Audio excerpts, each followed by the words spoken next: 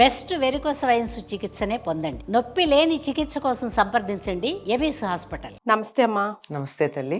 Comment box లో కొన్ని ప్రశ్నలు మీ వీడియోస్ కింద సేకరించి పెట్టారనమాట. అంటే కొంచెం మీనింగ్ఫుల్ వి, తనతో పాటు పెట్టిన వాళ్ళతో పాటు చాలా మందికి కూడా ఉపయోగపడతాయని. సో అందులో ఒక ప్రశ్న ఏంటి అంటే, లైక్ హస్బెండ్ అండ్ వైఫ్ కలిసిన తర్వాత మీరు ఇదివరకు కూడా కొన్ని వీడియోస్ లో చెప్పున్నారు, స్నానం ఆచరించాలా, నెక్స్ట్ డే పూజ చేయాలంటే తలస్నానం చేయాలా, అభ్యంగన స్నానం చేయాలా అని చెప్పి. ఆ తర్వాత జనరల్ గా కూడా నైటే కాకపోయినా డేలో ఎప్పుడైనా హస్బెండ్ అండ్ వైఫ్ కలిస్తే కనుక ఆ తర్వాత కూడా స్నానం చేయాలా, ఆ తర్వాత తన ఏదైనా మంత్రం కానీ లేదంటే ఏదైనా శ్లోకాలు కానీ దైవానికి అసలు పగలు కలవడం అనేది సరైన పద్ధతి కాదు. సో ఆధ్యాత్మికంగా పాల్గొనవచ్చు. ఆధ్యాత్మికంగా కాదు, అసలు మామూలు లెక్కగా ప్రకారంగా కూడా ఏ రకంగా చూసినా అది తగినటువంటి పద్ధతి కాదు. ఓకే, నాట్ టెక్నికల్ గా, అసలు ఐ మీన్ సైంటిఫికల్ గా కాదు, ఎట్లా కూడా కాదు, it's not correct. Okay, so దీనికి మీరు ఏం చెప్తారని? అంటే చేసిన తర్వాత ఆధ్యాత్మికంగా ఏమన్నా చేయొచ్చా? ఆధ్యాత్మికంగా ఏమైనా చేయొచ్చా? అసలు తల స్నానం ఆచరించాలా? కొన్ని మతాల్లో నాకు కూడా తెలిసింది ఏంటంటే, ఒక పర్టికులర్ మంత్రం ఏదో ఉంటుందంట, లైక్ శ్లోకం వాట్ ఎవర్ వాళ్ళ భాషలో, అది అనుకొని తలస్నానం కంపల్సరీగా చేస్తారంట. Beat any time of the day. మనకు అంత స్ట్రిక్ట్ రూల్స్ ఉన్నాయని నాకు తెలీదు, బట్ కిచెన్ లోకి అయితే డెఫినెట్ గా స్నానం చేసి రావాలి అన్నది అంతవరకు. మనకి అట్లాంటివి ఏం లేవమ్మా.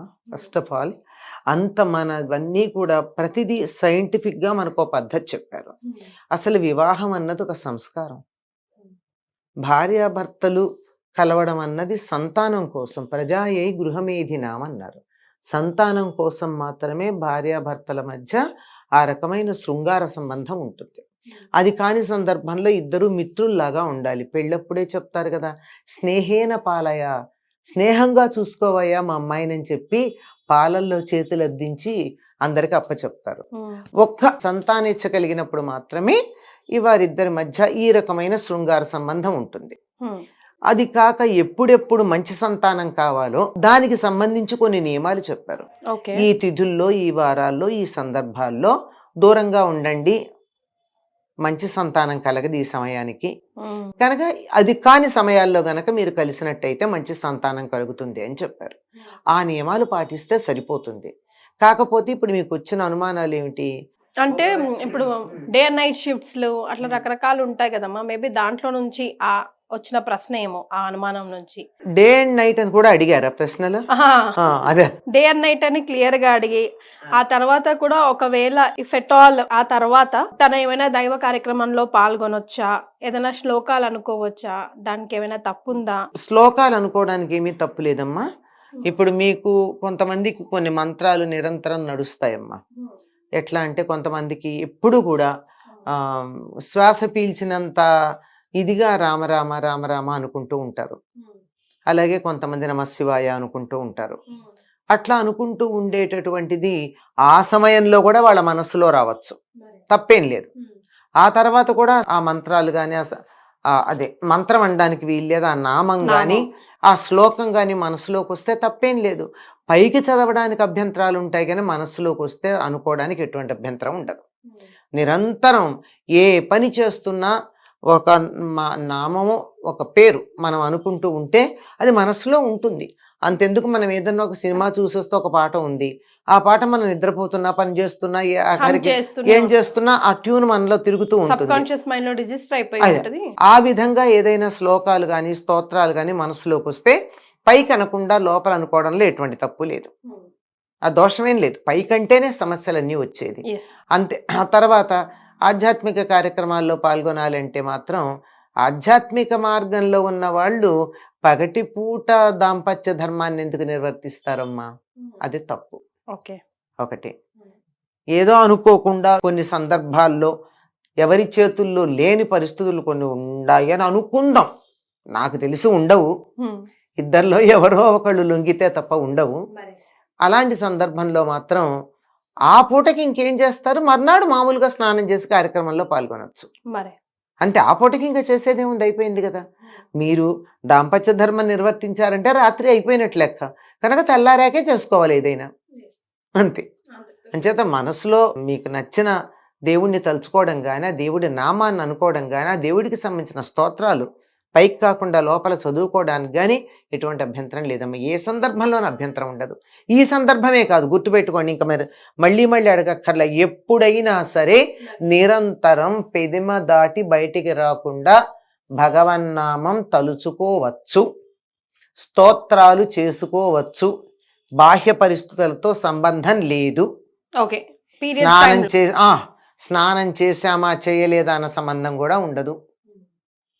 రామరామ అనుకోవడానికి స్నానం చేయాల్సిన పని ఏముందమ్మా? పైకంటే గాని సమస్య. మీ మనసులో అనుకుంటూ ఉండండి, మీ పనులు మీరు నిర్వర్తించుకుంటూ ఉండండి, తప్పేం లేదు. నా ఫ్రెండ్ ఒక అమ్మాయి ఉందమ్మా, వాళ్ళ ఇంట్లో చాలా స్ట్రిక్ట్ రూల్స్ అంట. అంటే తన ఎలా ఇబ్బంది పడుతుంది అంటే, నేను తలస్నానం చేశాను వచ్చాను నెక్స్ట్ డే బయటికి అంటే ఇద్దరు పీరియడ్స్ లో ఉందా అన్నది ఇంట్లో వాళ్ళకి కన్ఫర్మేషన్ అదొకటి, లేదా నైట్ భార్యాభర్తలు ప్రైవేట్ టైం స్పెండ్ చేశారు అని అన్నది. అంత ఉండాలా? అసలు భార్యాభర్తలు కలిసిన తర్వాత అమ్మాయి తలస్నానం చేయాల్సిన పని లేదని చెప్తున్నాయమ్మా శాస్త్రాలు. అది తప్పు పని కాదు కదమ్మా. అక్రమ సంబంధాలు అయితే తప్పు పని, కానీ సక్రమ సంబంధాలు అందరి చేత, పెద్దల చేత, శాస్త్రం చేత అంగీకరించబడిన సంబంధంలో తప్పేముంది? వివాహం చేసినప్పుడే అందులో తెలుస్తోంది కదా, వారిద్దరూ సంతానం కోసం వివాహం చేసుకున్నారు.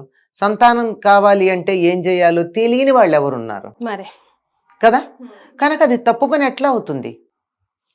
ఆ దానికి ఉన్న పవిత్రతని మనం ఉంచినంత కాలం, పవిత్రతని కాపాడుకున్నంత కాలం అది తప్పు పని కాదు. అందువల్ల దానికి తప్పనిసరిగా తలస్నానం చెయ్యాలి అని నియమం లేదు. కానీ పురుషులు మాత్రం చేస్తారమ్మా. పురుషులు మాత్రం చెయ్యాలి. కనీసం ఒంటి మీద నీళ్లు పోసుకోవాలని చెప్తారు. అంటే ఇంట్లో రోజు నిత్యం, ఆ తర్వాత కూడా రోజు దీపారాధన వాళ్ళే చేయాలి కాబట్టి వాళ్ళే చేయాలి. పైగా ఒకవేళ ఆడవాళ్ళు చేయాల్సి వచ్చినా తలస్నానం చేయాల్సిన పని లేదు. మగవాళ్ళు మాత్రం నిత్యం చెయ్యాలని మనకు శాస్త్రం చెప్తోంది. కానీ వాళ్ళు ఏం పాటించరు. కానీ ఆడవాళ్ళు ఏం చేయాలో మనం రోజు చెప్పుకుంటాం కదా. వాళ్ళు ఏం చేయాలో ఎందుకు చెప్పము? అంచేత ఏమవుతోందంటే ఒక పార్టే మనం ఒకదాని గురించి ఎక్కువ హైలైట్ చేస్తున్నాం తప్ప రెండో దాని గురించి కూడా చెప్పుకున్నప్పుడు సమగ్రమైన అవగాహన ఉంటుందమ్మా. అక్రమ సంబంధం కానంత కాలం దోషం కాదు. మంచి సంతానం కావాలంటే మాత్రం నిషిద్ధ సమయాల్లో భార్యాభర్తలు దూరంగా ఉండడం మంచిది. చేత ఆ సమయంలో దైవం గుర్తొస్తే మరీ మంచిది. దైవభావన కలిగినటువంటి సంతానం కలుగుతుంది. స్తోత్రాలు మనసులో అనుకున్నంత మాత్రాన మనకి పాపం ఏమీ రాదు. ఆ భావన కాబోయే సంతానానికి కూడా కలిగేటటువంటి అవకాశం ఉంటుంది. కనుక అటువంటి దోషం ఏమీ లేదమ్మా. Right. Thank you so much అమ్మా. నమస్తే అమ్మా.